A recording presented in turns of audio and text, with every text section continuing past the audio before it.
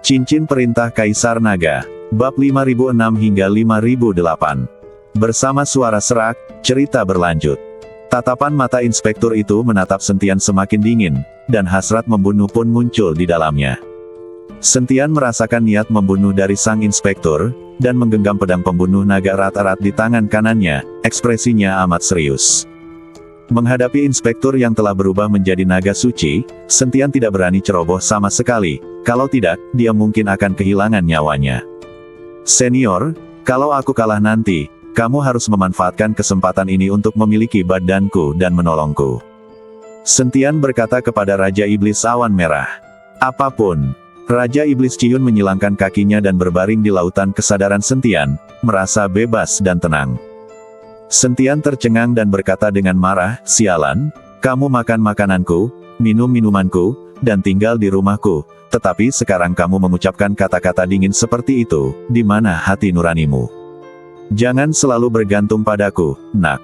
Kamu harus percaya diri dan memacu diri. Kalau kamu tidak memacu diri, bagaimana kamu akan tahu betapa buruknya dirimu? Kata Raja Iblis Awan Merah sambil tersenyum. Sial, Sentian tidak bisa berkata apa-apa. Pada saat ini, utusan patroli tiba-tiba menghilang. Sentian mengerutkan kening saat melihat ini. Saat berikutnya, dia melangkah maju dengan pedang pembunuh naga di tangannya, lalu tiba-tiba mengayunkan pedang dari atas ke bawah. Ledakan. Ketika pedang itu diayunkan, Sentian langsung merasakan ada kekuatan dahsyat yang menghalanginya, lalu badan Sentian terlempar mundur. Utusan patroli itu memperlihatkan sosoknya dan meninju Sentian. Pukulan ini dipenuhi dengan niat membunuh yang kuat dan mengerikan. Langit dan bumi seketika kehilangan warnanya akibat pukulan ini. Sentian tahu bahwa jika dia terkena pukulan ini, dia akan terluka parah jika tidak terbunuh. Tetapi ketika utusan patroli hendak memukul Sentian, tiba-tiba sebuah tombak terbang dari udara. Ledakan. Kekuatan yang sangat besar membuat utusan patroli mundur ke belakang. Lalu seorang gadis berpakaian putih muncul, memegang tombak dan cincin Qian Kun di lehernya. Dia tinggal selangkah lagi menginjak Hot Wheels. Kamu adalah utusan patroli kuil, tetapi kamu menyerang seorang junior. Apakah kamu punya rasa malu? Gadis berpakaian putih itu menanyai utusan patroli, tanpa rasa takut di matanya. Siapa kamu? Petugas patroli itu mengerutkan kening dan menatap gadis berpakaian putih di depannya dan bertanya. Gadis berpakaian putih itu mengabaikannya, tetapi berbalik untuk melihat Sentian yang terluka dan berkata, apakah kamu baik-baik saja? Saya baik-baik saja. Sentian menggelengkan kepalanya, terima kasih telah menyelamatkanku, gadis. Seharusnya aku yang berterima kasih padamu karena telah menyelamatkan begitu banyak orang di benua Changsuan. Gadis berpakaian putih itu berkata sambil tersenyum. Sentian sedikit tertegun, gadis, apakah kamu dari benua Changsuan? Gadis berpakaian putih itu menggelengkan kepalanya. Sentian sedang berbicara dengan gadis berpakaian putih itu ketika utusan patroli itu marah dan berteriak, kamu mencari kematian. Begitu suara itu jatuh, utusan patroli itu melambaikan tangannya ke depan, dan kekuatan yang mengerikan meledak, dan seluruh ruang tampaknya terkompresi dalam sekejap. Sentian dan gadis berpakaian putih hanya merasakan badan mereka seperti terpenjara. Kau melebih-lebihkan kemampuanmu sendiri. Gadis itu mendengus dingin, lalu menggerakkan pergelangan tangannya dan menusukkannya dengan tombak di tangannya. Ledakan. Tembakan itu langsung menembus kekuatan yang mengerikan itu, tetapi kekuatan itu tidak melemah, dan secara langsung memaksa gadis berpakaian putih itu mundur lagi dan lagi. Melihat ini, Sentian mengeluarkan raungan naga dengan pedang pembunuh naga di tangannya dan menebasnya dengan ganas. Pedang ini langsung menghancurkan kekuatan yang mengerikan itu. Sentian baru saja hendak mengambil napas, tetapi inspektur sudah tiba di depannya. Sentian tidak punya waktu untuk mengayunkan pedangnya dan hanya bisa meninju dengan sekuat tenaga. Tinju cahaya suci. Ledakan. Pada saat yang sama ketika dia melancarkan pukulan ini, Sentian merasakan sesuatu yang ringan di belakangnya, dan dia ditarik mundur oleh gadis berpakaian putih itu. Jangan sentuh dia, kamu bukan tandingannya. Setelah berkata demikian, gadis berpakaian putih itu menusukkan pistolnya, lalu cahaya ungu menyambar di ujung pistolnya. Wajah utusan patroli berubah dan dia meninju dengan tangan kirinya. Tombak Mohis. Utusan patroli itu berteriak sambil melayangkan pukulan. Aku tidak menyangka kamu begitu berpengetahuan. Gadis berpakaian putih itu dengan cepat melangkah mundur, dan pada saat yang sama, ujung senjatanya bergetar, dan serangkaian bayangan senjata muncul di depan utusan patroli. Mata petugas patroli itu tiba-tiba menyipit dan dia cepat-cepat mundur, jelas-jelas takut pada tombak Mohis. Melihat hal ini, Sentian mengayunkan pedangnya dan ingin membunuh inspektur itu saat dia sedang waspada. Satu pedang menentukan hasil. Sentian mengayunkan pedangnya, dan energi pedang meledak dari pedang pembunuh naga. Energi pedang berubah menjadi seekor naga emas, dengan api berkobar di sekujur badannya, meraung dan berlari ke arah utusan patroli. Utusan patroli itu terlalu kuat, jadi Sentian hanya bisa menggunakan pedang terkuatnya. Untuk pedang ini, Sentian tidak hanya menggunakan kekuatan abadi di badannya, tetapi juga kekuatan naga dan asal api. Segala jenis tenaga diintegrasikan bersama. Dia berusaha sekuat tenaga untuk membunuh utusan patroli itu dengan pedang ini. Utusan patroli juga merasakan kekuatan pedang Sentian. Tidak ada lagi penghinaan di matanya dan wajahnya berubah drastis. Tetapi pada saat ini, dia tidak punya cara untuk menghindarinya, karena pedang Sentian terlalu cepat dan waktunya sangat tepat. Utusan patroli itu berteriak dengan marah, menyilangkan tinjunya dan mengayunkannya secara tiba-tiba. Dia memukul dengan kedua tangannya, menggunakan seluruh kekuatan hidupnya, dan seluruh kekosongan mulai terdistorsi di bawah kedua tangan ini. Ledakan. Disertai suara ledakan keras, badan Sentian langsung terpental mundur. Utusan patroli juga tidak berada dalam situasi yang baik, karena kedua lengannya hancur akibat pukulan itu. Tanpa lengannya, inspektur itu tahu ia tidak dapat melawan lagi dan ingin mundur. Tetapi tombak gadis berpakaian putih itu sudah ada di depannya. Sinar cahaya ungu menyelimuti seluruh badan utusan patroli itu. Utusan patroli itu menggertakkan giginya, dan jiwanya langsung meninggialkan badannya. Pada saat yang sama, badannya meledak di bawah cahaya ungu. Tombak Mohis memang sesuai dengan reputasinya. Patroli jiwa utusan patroli mundur dan ingin melarikan diri. Masih ingin lari. Gadis berpakaian putih itu hendak mengejar dengan pistol, tetapi beberapa sosok muncul di langit dalam sekejap. Mereka semua adalah orang-orang dari 8 istana, yang berdiri di depan utusan patroli. Pada saat yang sama, bumi bergetar, dan semua prajurit dari kota Feihu yang melarikan diri kembali lagi. Xie Zong juga ada di antara mereka, karena dia harus kembali. Di belakangnya, Huo Zhao secara pribadi mengawasi pertempuran, jadi Xie Zong tidak berani untuk tidak kembali. Melihat ini, gadis berpakaian putih itu tidak mengejarnya, tetapi mengulurkan tangan dan menarik Sentian ke atas. Dahi Sentian dipenuhi keringat dingin dan dia terengah-engah. Pertarungan ini menyedot banyak tenaganya. Jika gadis berpakaian putih itu tidak muncul, Sentian tidak akan mampu menghadapi utusan patroli kuil dan harus dirasuki oleh Raja Iblis Awan Merah. Melihat orang-orang dari Istana ke-8 datang, ekspresi inspektur itu menjadi tenang. Sekalipun badan fisiknya telah tiada, selama jiwa masih ada, badan fisik dapat dibangun kembali. Hanya butuh waktu. Inspektur. Huo Zhao datang ke hadapan inspektur dengan sikap yang sangat hormat.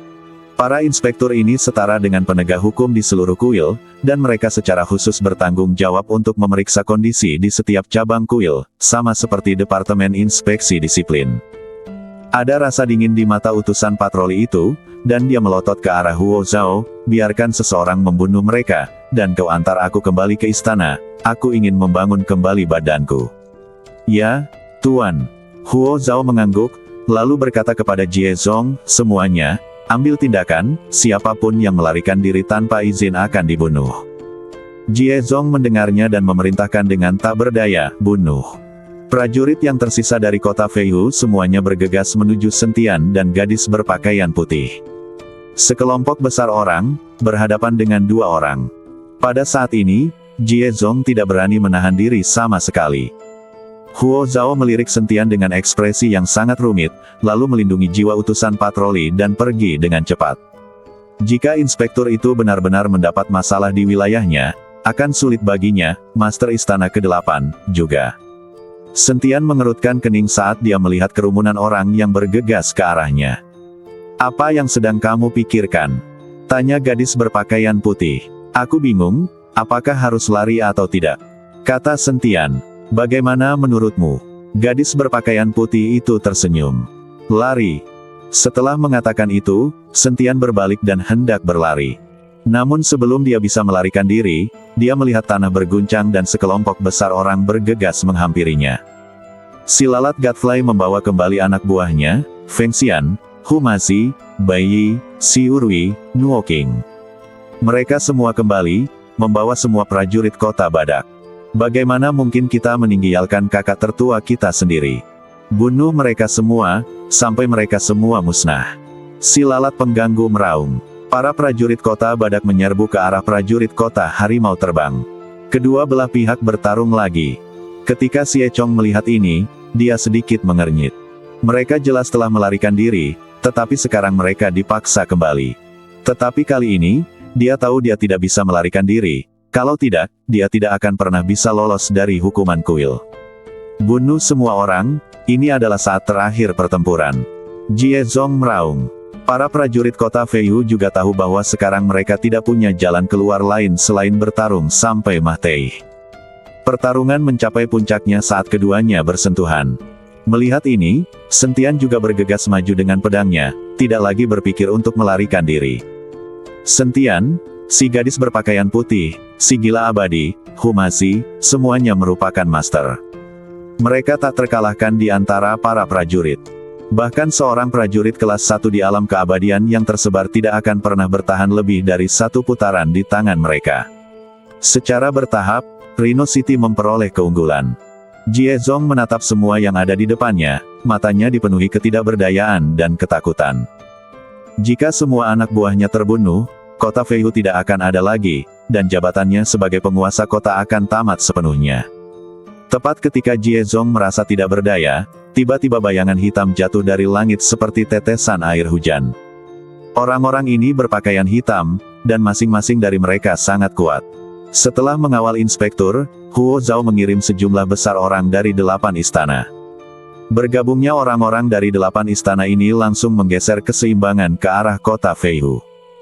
Di pihak kota badak, hanya Sentian dan kelompoknya yang lebih kuat, tetapi pria berpakaian hitam dari 8 istana ini semuanya berada di atas tingkat kedua alam abadi longgar. Harus saya akui, kekuatan kuil itu sungguh luar biasa.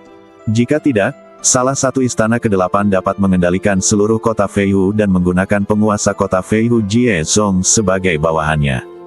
Hahaha, saudara-saudara, kami di sini untuk membantu. Orang-orang dari kuil ada di sini, bunuh mereka. Jie Zong sekarang merasa percaya diri. Moral para prajurit di kota Flying Tiger juga langsung melonjak. Sentian mengerutkan kening. Dia tidak menyangka ada begitu banyak orang di 8 istana, dan mereka begitu kuat. Tetapi sekarang setelah perkelahian dimulai, akan sulit untuk melarikan diri. Anda hanya bisa mengertakkan gigi dan berjuang keras. Tepat ketika Sentian bertarung sampai mati dengan pedang pembunuh naga di tangannya, sebuah sosok tiba-tiba jatuh di depannya. Sentian tertegun, lalu badannya lenyap seketika. Diiringi cahaya pedang yang melesat keluar, seorang pria berpakaian hitam dari istana ke-8 dipenggal. Sambil memenggal kepala pria berpakaian hitam dari istana ke-8, Sentian dengan cepat meraih sosok yang terjatuh itu. Teman Siu. Sentian menatap Si Urui. Badan Si Urui saat ini dipenuhi bekas luka, dan napasnya semakin lemah. Saya merasa lega melihat kalian semua baik-baik saja, kata Si Urui sambil memuntahkan darah. Ketika dia mendengar bahwa Sentian dalam bahaya jika dia tetap sendirian, dia mengikutinya tanpa ragu-ragu. Bai bahkan memanggil semua orang dari toko Linghu miliknya. Kau terlalu bodoh. Jika kau mengikuti pertempuran seperti ini, bukankah itu sama saja dengan bunuh diri? Sentian perlahan meletakkan Si Urui ke tanah sambil berkata dengan bingung. Kekuatan Si Urui tidaklah kuat, dia hanya berada di puncak alam transformasi abadi, dan dia bahkan belum mencapai alam abadi tersebar. Berlari kemari untuk menyelamatkan diri sama saja dengan mencari kematian. Kau menyelamatkan hidupku. Aku tidak bisa hanya melihatmu dalam bahaya dan tidak melakukan apapun. Itu sepadan bahkan jika aku mati. Jika bukan karenamu, aku mungkin akan tetap berada di dalam kandang itu entah untuk berapa tahun. Nafas Si Urui semakin melemah. Jangan khawatir, aku tidak akan membiarkanmu mati. Sambil berkata demikian, Sentian mengeluarkan batu abadi yang diperolehnya dari tanah harta karun dan meletakkannya di tangan si Urwi. Ini adalah batu abadi, ini pasti akan menyelamatkanmu. Dan pil ini terbuat dari berbagai ramuan abadi. Sentian dengan murah hati mengeluarkan berbagai sumber daya untuk si Urwi untuk membantunya menyembuhkan luka-lukanya. Bersambung.